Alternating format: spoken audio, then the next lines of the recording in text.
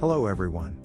In this tutorial, I am going to show you how to switch the character of the multi-state character controller by Imitation Studios to any Mechanim compatible character. Be sure to check out www.imitationstudios.com for more tutorials, including instructions for non-Mechanim characters. If you haven't already, be sure to check out our layer and input tutorial for basic information on setting up the scene. I'm going to quickly set up a sample scene and its layers, as we normally would with the included character mesh, except for one difference. I will use the player unit, empty, prefab instead of the default player unit, prefab. Everything else remains the same.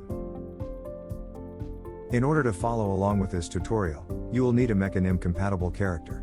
For this tutorial, I'm going to use the stylized golem, available on the Unity Asset Store, which will become a permanently free character after this video is released. But feel free to use any character you want. Once your character has been imported, place it in the scene and scale the character as necessary. It is recommended to scale most standard size characters to a height of around 2 units, but this is not required. While you could scale the player unit instead of the character, this course of action is strongly discouraged as a large number of the MSCC's parameters and many of the animator's settings would need to be adjusted. We can then make the character mesh game object a child of the gyro game object. And be sure to remove any colliders or rigid bodies that came on the character by default. Next, add the animation event handler script to your character. And set the controller parameter of the character's animator component to be the multi-state animator. The projected player can then be assigned to the animation event handler.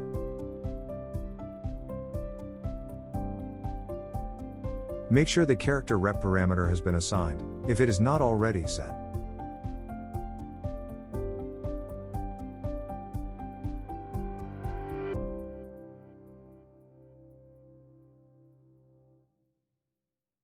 Next, we will take a look at some of the parameters of the MSCC script.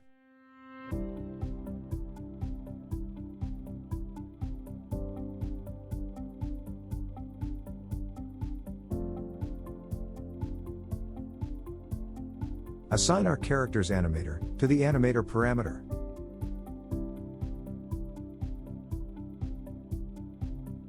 We will need to assign the hands and the feet of the character's armature to their respective counterparts, listed under the IK controls.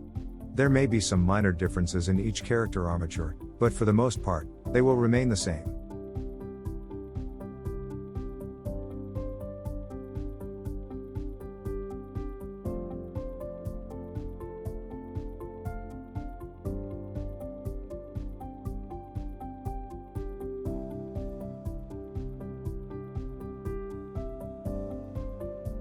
After that, we can create the character's ragdoll, using Unity's ragdoll wizard.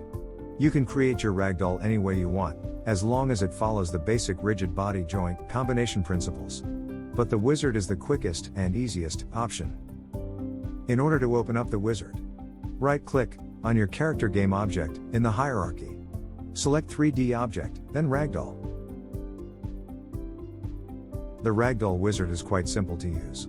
Just assign each of your character's armature's parts into their corresponding field, and click Create. A link to Unity's documentation on the Ragdoll wizard will be provided.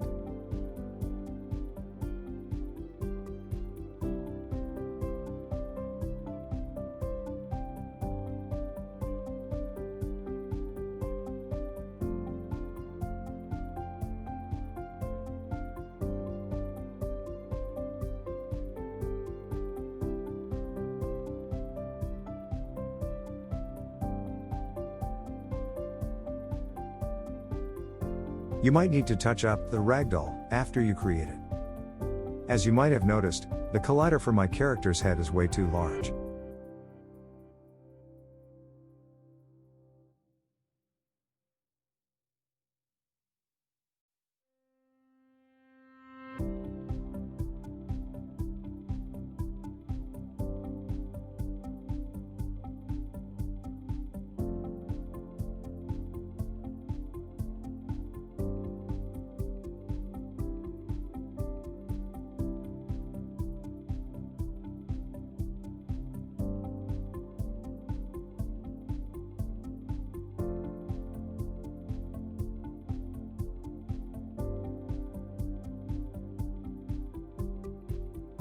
There is one more step needed to finish setting up the ragdoll. But let's take a moment here to make sure that our layers are correctly assigned.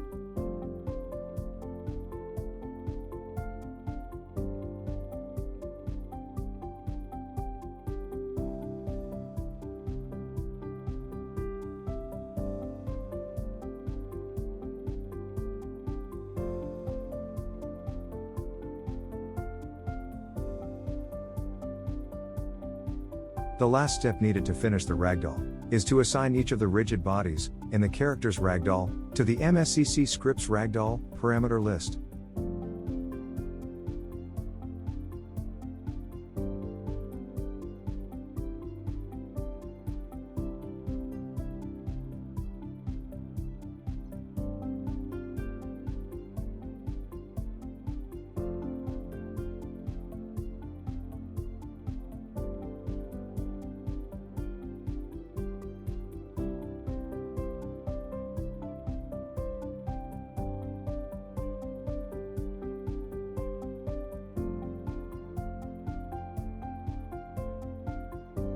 Finally, position the character mesh so that it is contained within the projected player's capsule collider.